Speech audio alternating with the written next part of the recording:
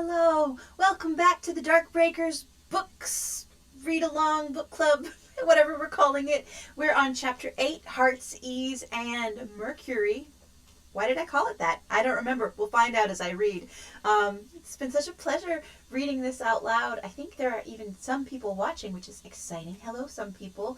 We'll upload this to my YouTubes later, and some people leave comments, and it's really exciting. And one of these days, with a more robust machine, I'll be able to look at comments as they happen, and we'll all be like a very friendly community of chatters. And I'll be like, hey, chat!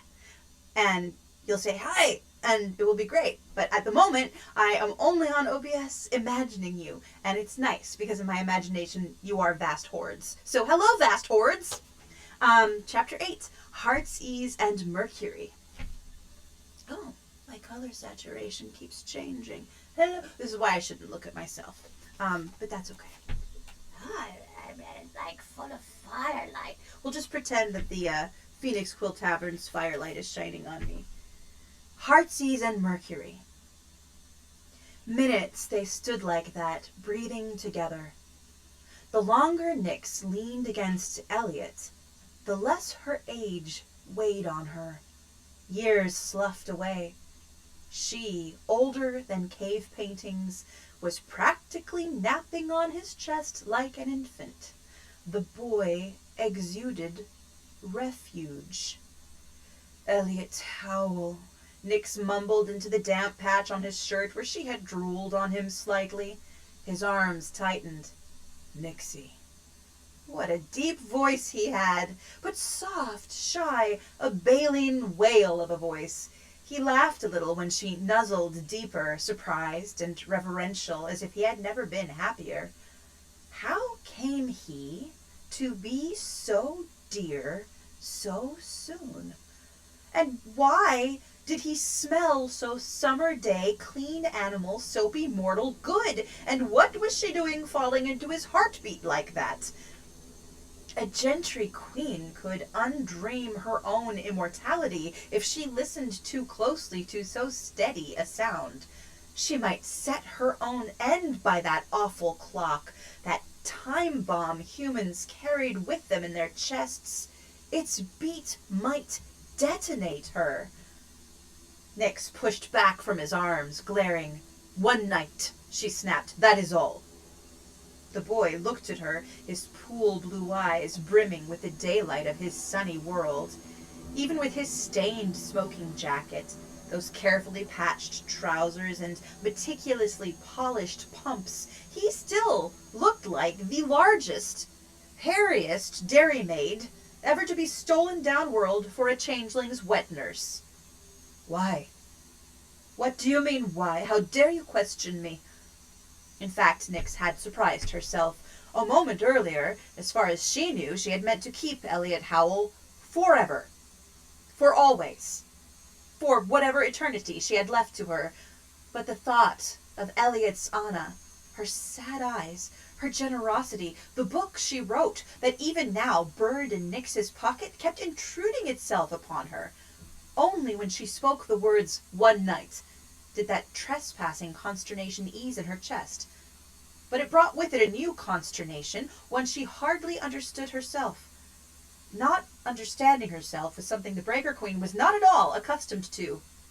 "Nyxie, why only a night?"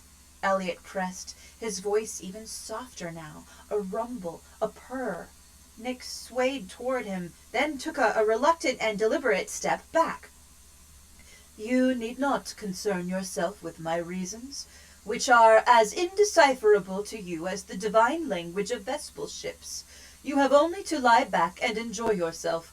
Also," she added, with a haughtiness she thought she had cast off centuries ago, for it made her common as any other gentry, and she wished to be set apart, "Nyxie is not my name here. It was put on with my glamour to wear about your world and shed at midnight."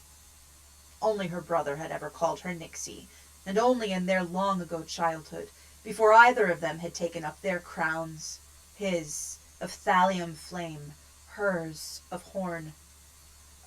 What shall I call you, then?"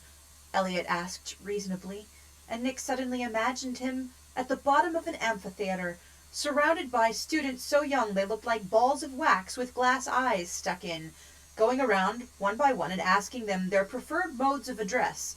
He sounded practiced, patient, wise, and ancient. She frowned at him in peeved admiration that he dared use that voice on her.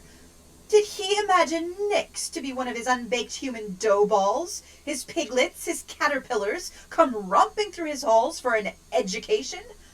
Watch her tell him her true name, all of it, pronounced by a bolt of thunder across the whole of the Ballwood sky, and see if he survived it.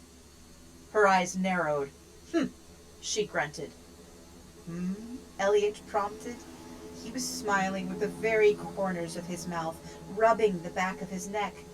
Nyx felt the skin of her own neck heat with longing. An unusual name to my ignorant human ears. Does it mean something different to the gentry? Because she could not help it. Because his nearness, and his smile, and his teasing made her so joyful, times take him, Nyx grinned back. Elliot's smile turned to breathless wonder as she grasped the lapels of his velvet jacket and gave him a shake. You need not call me anything, boy, she whispered, lifting herself off the floor and levitating at the level of his ear. For I shall make you sigh so, and groan so, and draw your breath from you in such panting moans, that any word more torturous than please shall be impossible to pronounce. Elliot's eyes widened, a new spark in them, a conflagration. His throat moved in a large swallow, but when he opened his mouth, no words came out. Triumphant, Nyx floated back down to her feet and spun around, gesturing to the banquet table. For what lies ahead, you must keep up your strength. She eyed him up and down. You are a mortal child of enormous height, broad of bearing, and young withal. Your appetite must be considerable. I do not wish you to fade to nothing before the night is done. I did not know what you liked to eat, so I brought forth all I could imagine, after observing the victuals on offer at daybreakers.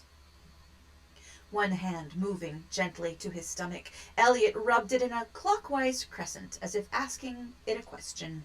Some inward rejoinder given, he looked over at Nyx, his expression regretful. Mistress, said he, I don't wish to refuse your hospitality, but I ate my fill, more than my fill, at dinner before at daybreakers. He stumbled on the name, but Nyx was nevertheless impressed that he had taken his cue from her, and knew to use it at all. He was paying close attention. It was invigorating. Indeed, he continued, perhaps heartened by her slightly raised eyebrows, so much feasting was forced on me over the course of that infernal dinner that should your palace not offer something in the way of bathrooms, I shall embarrass myself. He laughed, a profoundly joyous, not at all boyish sound. It invited Nyx to share in his folly, to commiserate with the nature of his mortal body, forgive him his foibles, and accommodate his particular needs, his peculiar needs. Nyx was torn between curiosity. She had never tried to summon a bathroom to Darkbreakers before, but she had explored the ones on offer in 8th and could probably do a fair job, and an unexpected surge of adolescent umbrage. Was he daring to reject her gifts, to offer excuses for his rudeness, to state his own preferences and thereby defy hers? Nyx fought an urge to toss her braids and stomp about, for all the world's like a kelpie colt bucking at the weight of her first victim. She kept reminding herself that this was mortal magic working upon her. She could not afford to forget the euphoric, meteoric effect humans had upon gentry, nor imagine, even for a moment, that those effects could not overpower her. It would be foolishness, like a human king accepting as his due a line of uncut cocaine, so pure it shimmered with the iridescence of fish scales, and taking it into himself all at once, claiming it would not go to his gold-banded head, anointed and blessed. Nyx should know better. She did know better. She must remain in control.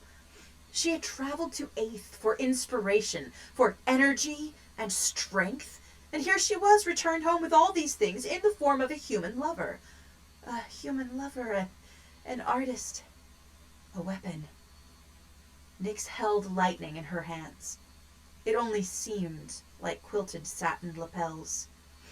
She must remember it, respect it, lest she be scorched. She must direct her lightning with precision and acumen, use it to demonstrate to her court, to her treacherous niece and would-be usurper, that Nyx was no scarecrow queen, straw-stuffed and lethargic, staked to a haystack throne to keep the carrion eaters away. She was still vast.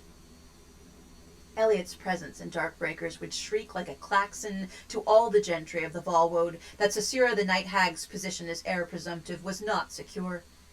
In taking a mortal lover, the Breaker Queen was threatening to produce an heir apparent, a child of her own body, a gentry babe, who dreamed powerful human dreams, wielded her father's paintbrushes like scepter and wand, and who was possessed, besides, of Nyx's immortal strength, her capacity to bear the antler crown in all its unworldly weight. But whether or not Nyx actually allowed her womb to quicken, the whole point of the exercise, the whole plan, was to remind Sisera and her conspirators that they could no more predict the Breaker Queen's behavior than they could a volcano erupting from the world beneath the world beneath. She would remind them of her power, how it could break upon them at any moment and cover the Volwoad in a molten nightmare of magma and ash.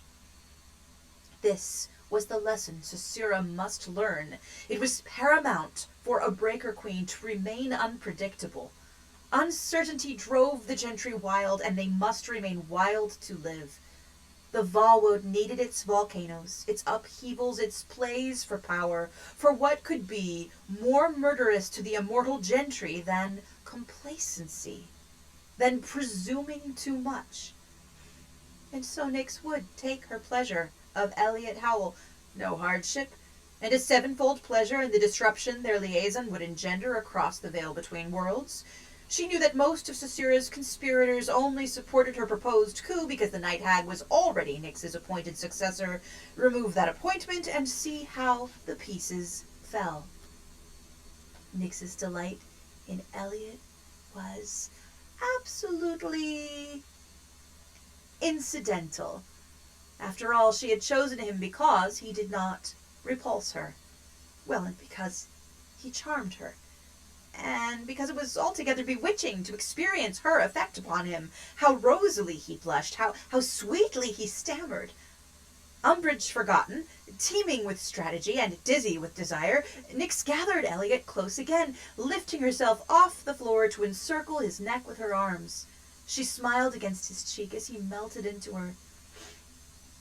But now a whiff of new anxiety was mixed in with his scent, and he whispered, "I'll eat. Don't be angry with me, Nyxie. I'll eat. I promise. I'll eat whatever you put before me."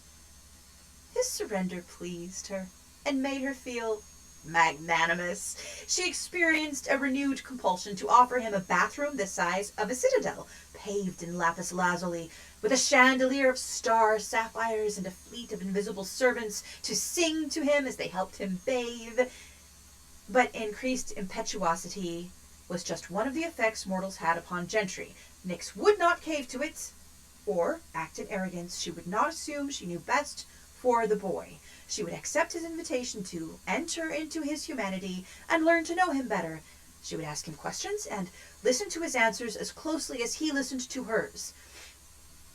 Drawing back her head, Nyx inquired seriously, "Do you fear, Eliot Howell, that once having supped at my table you will be trapped here forever, forsaking your world for the dream?" "It is a legitimate concern," she confessed, "for the gentry do not generally bother to feed and water those they deem unworthy of keeping. But I do not mean Darkbreakers for your prison. I swear to you, when I said we will have only one night, it was no trick. 100 years will not have passed when I bring you back through. I have mastered the way of the ways."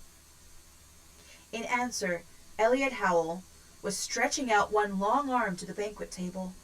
From the nearest silver bowl he plucked a strawberry from the crest of cream it surmounted and plopped it into his mouth, chewing without hesitation. His lips reddened as the strawberry tasted him back. Nyx felt again that incendiary immensity burgeoning in her chest. She sought release the only way she knew how, flinging her reaction outward and manifesting it. The thick shining, swift-moving, liquid-like walls of Darkbreakers exploded into strawberry creepers. In moments, the whole room was festooned in greenery and bright aromatic fruits, each waving and nodding like bystanders in a festival crowd. Elliot ate another strawberry, smiling around the room in admiration. His smile faded into something more ardent as his gaze returned to her. "I am not afraid," he said. "Not of that." "Then what?" Nyx murmured against his breastbone. "What do you fear?" His breastbone? Had she moved deeper into his arms, or had he gathered her there? Once again she found herself pressed bodily against him, clinging on. Oh, she had not been this young for a very long time. It was as humbling as it was intoxicating. She could bounce off the ceilings of Darkbreakers after just one sniff of him. "I am afraid," Elliot said simply, "that one night of you will not be enough."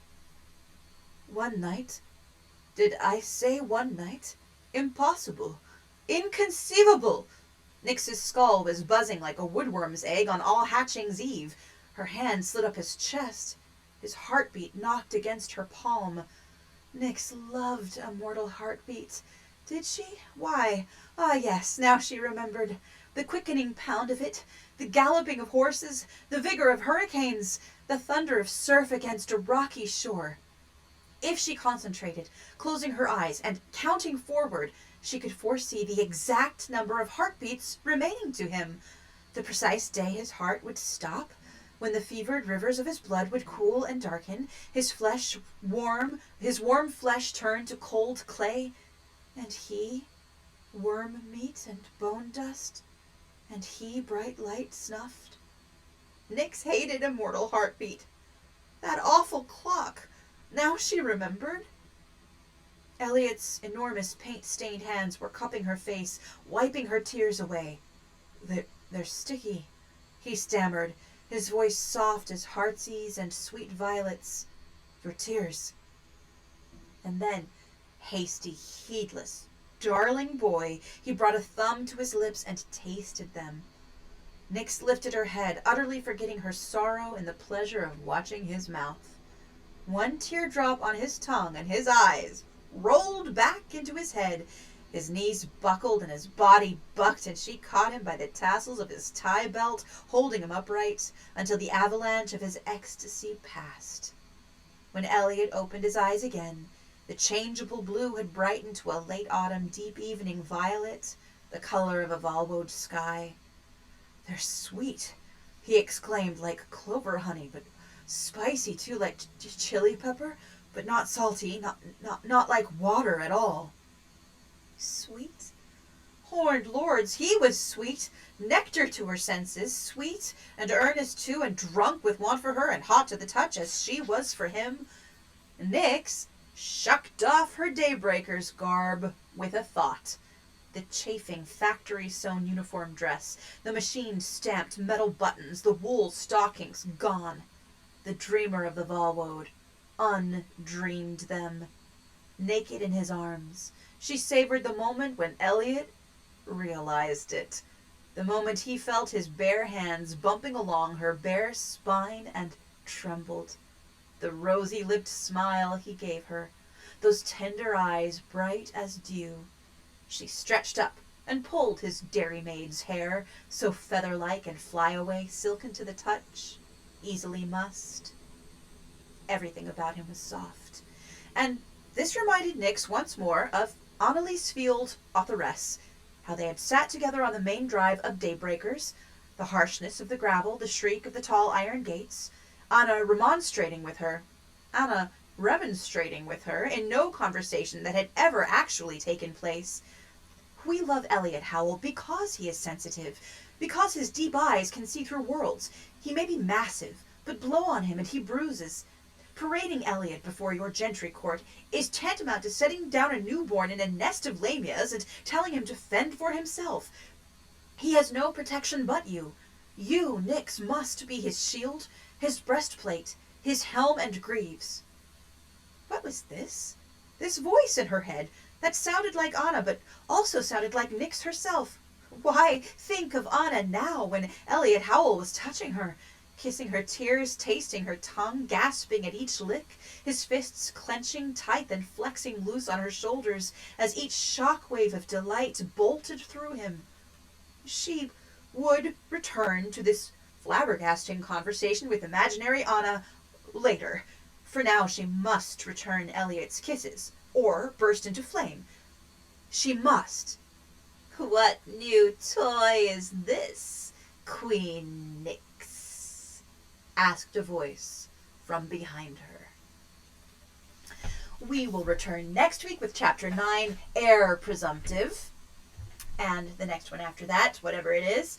And then there might have to be a little break as I travel for funerals and weddings and all sorts of things. Have a few audiobooks I'm recording coming up next month, a mystery, and also the sequel to my novel, Saint Death's Daughter, Saint Death's Herald. So if you're here and you're liking what you're hearing, I do have recorded legitimately over 120, well, definitely over 120 audiobooks, and some of them my own. So my novel, Saint Death's Herald, a short story novella collection called Bone Swans, which won the World Fantasy Award, and Desdemona and the Deep, which takes place in the same world as Darkbreakers. In fact, Chaz is in it, Sasura is in it, Desdemona is in it, and I think Nixie Howell is in it too. It's a little bit later in the timeline, so it takes place after this novella, and after the novella after that. So if you want to pick up a copy, read it, and then you won't get any spoilers when you listen to Desdemona and the Deep. But that is available on audiobook for your pleasure. It's also, if you don't care about spoilers, it is utterly standalone. At least I wrote it that way so that people who don't read any Darkbreakers will still perhaps enjoy Desdemona and the Deep as a standalone novella. It's maybe 4.5, 5.5 hours. Okay, well, it was so pleasurable reading to you today, dressing up, putting my horns on, putting my ears on, and having this awesome, I feel like I'm right inside the tavern, the Phoenix Quill Tavern, where stories are written in fire. We have some exciting programming happening as the year goes on. In October, I'm so excited because we're going to do something to celebrate Tachyon Press's 30th year anniversary. But we'll also have some game talks. We'll have some actual plays of Negocios Infernalis. Carlos and I, my husband and I, are building up a new RPG called the God Nautilus, and that may be next year, but anyway, I like talking about it. I think it's fun. And meanwhile, I will try to get more of a solid schedule coming up. I will post it on Twitch and my various social media things. These videos will be uploaded to YouTube, where you can listen to them at your leisure, and yeah, that's kind of what's going to happen. I hope you have a wonderful rest of your week. I'll see you next Tuesday with shenanigans. All right, take care. Bye-bye.